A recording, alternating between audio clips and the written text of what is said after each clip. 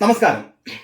തൃശൂരിൽ കെ മുരളീധരന് 20,000-ൽ കുറയാത്ത ഭൂരിപക്ഷം ഉണ്ടാകുമെന്ന് KPCC നേതൃയോഗത്തിന്റെ വിലയിരുത്തൽ.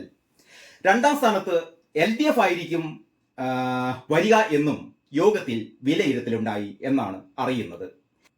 നാട്ടിക, പുതുക്കാട് മണ്ഡലങ്ങളിൽ VS സുനിൽകുമാർ ലീഡ് ചെയ്യുമെങ്കിലും ബാക്കി 5 മണ്ഡലങ്ങളിലും UDF ലീഡ് ചെയ്യുമെന്നാണ് നേതാക്കന്മാരുടെ കണക്കുകൂട്ടൽ. തൃശൂർ നിയമസഭാ മണ്ഡലത്തിൽ മാത്രം BJP രണ്ടാം സ്ഥാനത്ത് എത്തുമെന്നും അവർ കരുതുന്നു. പാലക്കാട്, കണ്ണൂർ, ആറ്റിങ്ങൽ, മാവേലിക്കര എന്നീ മണ്ഡലങ്ങളിൽ കടുത്ത മത്സരം നേരിട്ടുവെങ്കിലും 4ഇടത്തും അവസാന ലാപ്പിൽ ജയിച്ചു കയറുമെന്നും KPCC നേതൃയോഗം വിലയിരുത്തുന്നുണ്ട്. കോൺഗ്രസ് മത്സരിച്ച 16 മണ്ഡലങ്ങളിലും വിജയം ഉറപ്പാണെന്നും അവർ കരുതുന്നു. സംസ്ഥാനത്ത് നിശബ്ദ തരംഗമാണ് ഉണ്ടായിരുന്നത് എന്നാണ് KPCC നേതൃയോഗത്തിന്റെ വിലയിരുത്തൽ. നല്ല രീതിയിൽ ഭരണവിരുദ്ധ വികാരം ഉണ്ടായിരുന്നു എന്നും അവർ വിലയിരുത്തുന്നു. പോളിംഗ് ശതമാനം കുറഞ്ഞത് ഇടതുമുന്നണിയെ ബാധിക്കുമെന്നാണ് അവരുടെ കണക്കുകൂട്ടൽ. ഇനി കണ്ണൂരിന്റെ കാര്യമെടുത്താൽ, കണ്ണൂരിൽ ആദ്യഘട്ടത്തിൽ ചില പ്രശ്നങ്ങളൊക്കെ ഉണ്ടായിരുന്നുവെങ്കിലും അവസാനത്തോടെ അത് പരിഹരിക്കാനായി എന്നാണ് വിലയിരുത്തൽ. അതിനാൽ കണ്ണൂരിൽ ജയം ഉറപ്പാണെന്ന് K. സുധാകരൻ തന്നെ നേതൃയോഗത്തിൽ പറഞ്ഞു. ഇങ്ങനെ വളരെ ശുഭസൂചകമായ റിപ്പോർട്ടുകളാണ് പുറത്തു വരുന്നതെങ്കിലും നമ്മുടെ കെ മുരളീധരൻ യോഗത്തിൽ പൊട്ടിത്തെറിച്ചു എന്നാണ് അറിയാൻ കഴിയുന്നത്. തിരഞ്ഞെടുപ്പ് പ്രവർത്തനങ്ങളുമായി ബന്ധപ്പെട്ട് തൃശൂരിൽ പാർട്ടിക്ക് വൻ വീഴ്ചയുണ്ടായി എന്നാണ് മുരളീധരന്റെ ആരോപണം. പൊതുവിമർശനം എന്നതിലുപരി നേതാക്കളുടെ പേരെടുത്ത് പറഞ്ഞാണ് മുരളീധരൻ വിമർശിച്ചത്. നമ്മുടെ TN പ്രതാപനെയും DCC അധ്യക്ഷൻ ജോസ് വെള്ളൂരിനെയും ഒക്കെയാണ് മുരളീധരൻ വിമർശിച്ചത്. ഇരു നേതാക്കളുടെയും സാന്നിധ്യത്തിൽ തന്നെയായിരുന്നു ഈ വിമർശനം എന്നതും ശ്രദ്ധേയമാണ്. സഹോദരി പത്മജ വേണുഗോപാൽ BJPയിൽ അംഗത്വം എടുത്തതോടെ അവരെ നേരിടാൻ ഒരു വെല്ലുവിളി എന്ന നിലയിലാണ് കെ മുരളീധരൻ വടകരയിൽ നിന്നും തൃശ്ശൂരിലേക്ക് മാറുന്നത്. അതേസമയം വടകരയിൽ തോൽക്കുമെന്ന ഭയത്താലാണ് തൃശ്ശൂരിലേക്ക് മുരളി മാറിയത് എന്നൊരു സംസാരവുമുണ്ട്. അതവിടെ നിൽക്കട്ടെ. ഏതായാലും മുരളീധരൻ തൃശ്ശൂരിൽ എത്തിയതോടെ അതുവരെ പണിയെടുത്ത എന്ന് പറഞ്ഞാൽ ചുമരെഴുത്തുകൾ പോലും നടത്തിയ നമ്മുടെ പ്രതാപന് അത് വലിയൊരു ഷോക്ക് തന്നെയായിരുന്നു.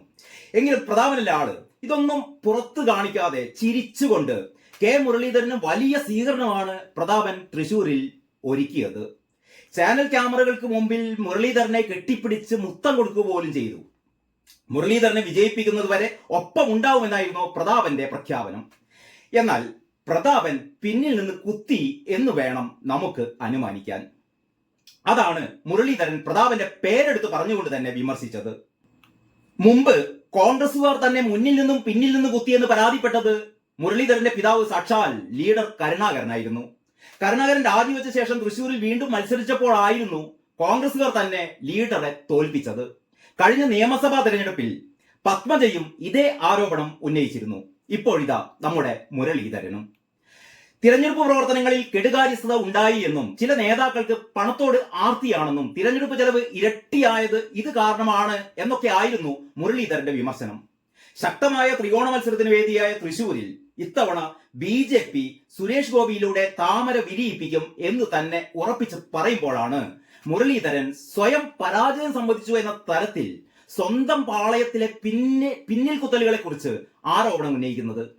അതേസമയം താൻ പറഞ്ഞതായി പുറത്തു വരുന്നത് തെറ്റായ കാര്യങ്ങളാണെന്നും അതൊന്നും ശരിയല്ലെന്നൊക്കെയാണ് മുരളീധരൻ പിന്നീട് പത്രസമ്മേളനത്തിൽ പ്രതികരിച്ചത്. തൃശൂരിൽ UDF ഒരു 50,000 വോട്ടുകൾക്ക് വിജയിപ്പിക്കുമെന്നാണ് മുരളീധരൻ ആ വാർത്താ സമ്മേളനത്തിൽ പറഞ്ഞത്. BJPക്ക് CPM വോട്ട് മറിച്ചു എന്ന ആരോപണവുമായി മുരളീധരൻ നേരത്തെയും രംഗത്ത് വന്നിരുന്നു. പലയിടത്തും ക്രോസ് വോട്ടിംഗ് ഉണ്ടായി എന്നും ഗുരുവായൂർ, നാട്ടിക മണ്ഡലങ്ങളിൽ ഇത് പ്രകടമായി എന്നുമൊക്കെയാണ് മുരളീധരൻ അന്ന് പറഞ്ഞിരുന്നത്.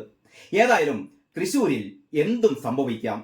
അച്ഛനെയും സഹോദരിയെയും പിന്നിൽ നിന്നും മുന്നിൽ നിന്നുമൊക്കെ കുത്തിയവർ മുരളീധരനെ വെറുതെ വിടുമെന്ന് കരുതാനാവില്ല. മുത്തം കൊടുത്ത പ്രതാപൻ കുത്തും കൊടുത്തോ എന്നാണ് നമുക്കറിയേണ്ടത്. അതാണല്ലോ തൃശൂരിന്റെ ചരിത്രം. ഏതായാലും ജൂൺ 4 വരെ കാത്തിരിക്കാം. അത്രയേ ഇപ്പോൾ പറയാനുള്ളൂ. നന്ദി, നമസ്കാരം.